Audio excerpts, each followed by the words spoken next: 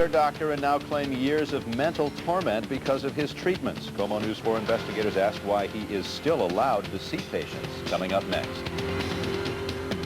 Is as close as that of the confessional. It creates a special element of trust, and when that trust is broken, it can create devastating consequences. We have a story about one therapist who, in spite of several lawsuits and allegations of unprofessional conduct, is still seeing patients. Patients who say that because of him, they believed fantastic tales of satanic cults, sexual abuse, and cannibalism.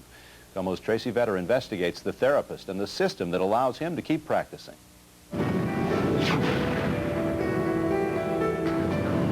For almost 2 years, Robin Avis says she lived in hell, a mental hell, where the devils were her parents, her church, her husband, even herself. There's very little that I can trust with a certainty. Robin's story begins in 1991, when she first visited a King County medical center suffering from depression after the birth of her son. She began seeing therapist and physician's assistant John Laughlin. He wanted me to entertain the idea that it was possible that I had been a part of and abused by a satanic cult. At first, Robin denied the suggestion, but under a regimen of tranquilizers and intensive hypnosis, she claims she slowly began to believe she had been ritually abused since childhood. She says that under Laughlin's persuasion, she became convinced she suffered from multiple personalities, and she'd recall scenes of torture and cannibalism, sadistic rape and murder. I'm sorry. Scenes that years later she can barely talk about. He convinced me that as a young teenager I had given birth to a baby and that I had killed it. Scenes that today, Robin Avis says never happened. Robin says she became completely dependent on Laughlin, seeing him 4 times a week. When he made plans to move to Chelan to begin practicing at this hospital, she moved here as well, abandoning her husband and her young child, believing that Laughlin was her only hope of sanity. He expected me to commit suicide if I didn't have him, and I began to believe that, yes, what else was there? Isolated on the other side of the mountains, Robin says Laughlin warned her not to contact her family or see other therapists. Even the police and the government were suspect. Mostly the idea was it was dangerous to talk to anybody but him. But once her medical benefits ran out, Avis says a strange thing happened. Laughlin told her she was getting better, and she didn't need to see him anymore. I began to feel very, very stupid. I began to feel very angry at him, very betrayed. Avis isn't alone. These 2 women, who asked to remain anonymous, claim they're emotionally traumatized by Laughlin's treatment.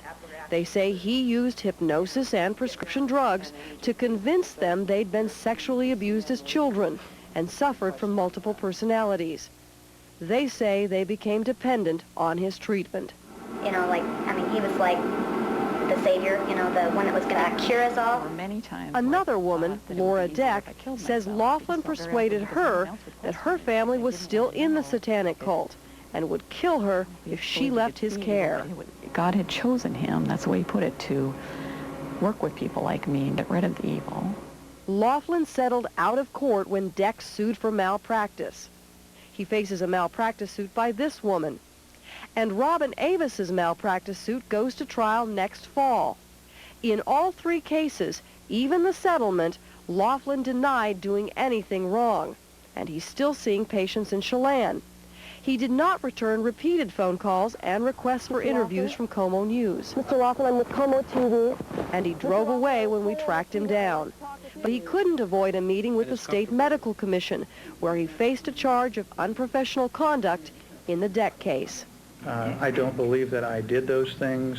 I don't believe that there's a very strong dispute in terms of what I believe the facts of the case are there. I didn't do those things. In an effort to be fair, KOMO News continued to try and contact therapist Laughlin, and we agreed to air his written response. It reads, Your request that I tell my side of the story puts me in an impossible position.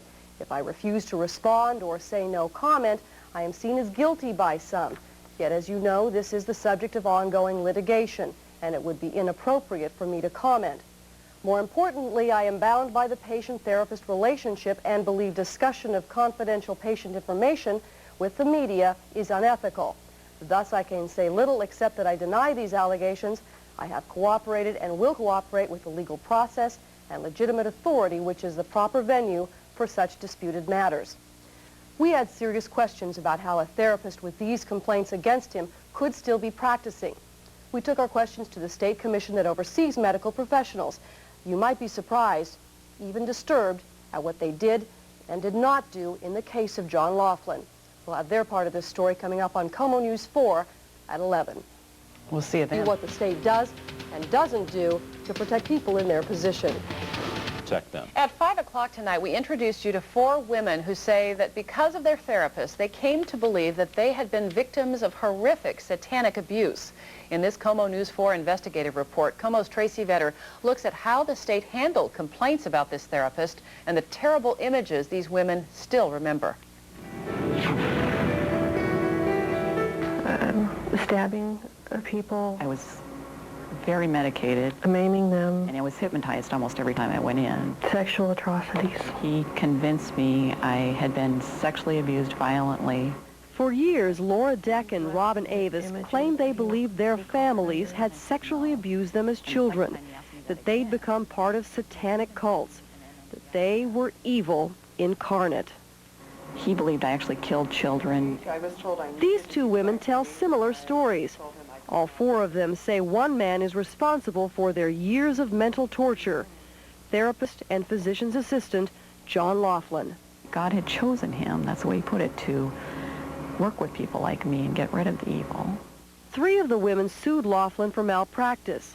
He denied doing anything wrong in all 3, but settled one case out of court, and the others are pending. After watching... Deck and Avis also filed complaints with the State Medical Quality Assurance Commission. The commission investigated and charged Laughlin with unprofessional conduct. There's a very strong dispute in terms of what I believe the facts of the case are there. I didn't do those things. The law defines the charges in part as incompetence, negligence, or malpractice, which can result in injury to a patient. The charges talk about Laughlin offering to perform an exorcism on Deck because evil had been programmed into her. The charges go on to state that when Deck says she wanted to stop seeing Laughlin, he told her she would be in great danger if she did. I don't believe I did the things that are in there. There are things that are similar that I did. During this hearing, the board never asked the specifics of what Laughlin admitted or denied doing. But Laughlin agreed to an 8-year probation. Board Chairman Dr. Larry Bryce says there was no reason to stop him from seeing patients. He's now in an entirely different practice situation. He has much closer supervision. There's no reason to keep him out of practice. Laughlin says he has stopped using hypnosis, but his practice still includes patients who believe they are victims of satanic abuse. The psychiatric unit he works at now is known for treating these types of cases. Probably 10% of our patients, or less, 5 to 10, probably closer to 5%, come in the door telling us that they have been ritually abused. Attorney and psychologist Chris Barden is a specialist in these cases. He represents Robin Avis. He says in his experience, state boards usually make the therapists stop seeing patients. There's many places that someone can work in the healthcare system.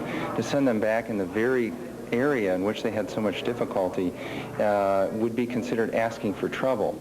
John Laughlin refused repeated requests by KOMO TV for interviews. His supervisor, Dr. Carlton, also refused to do an on-camera interview. But when we asked him if he believed that widespread satanic cults existed, Carlton answered he couldn't say if they did and couldn't say if they didn't. And this is how the head of the commission answered the question. I don't think it's widespread. I just think there are probably isolated pockets of it. As for the women in this story, they're outraged and don't believe Laughlin's probation even qualifies as a slap on the wrist. And it's very, very hard for me to know that he's still practicing doing what he had done. In an effort to be fair, KOMO News continued to try contacting John Laughlin, and we agreed to air his written response.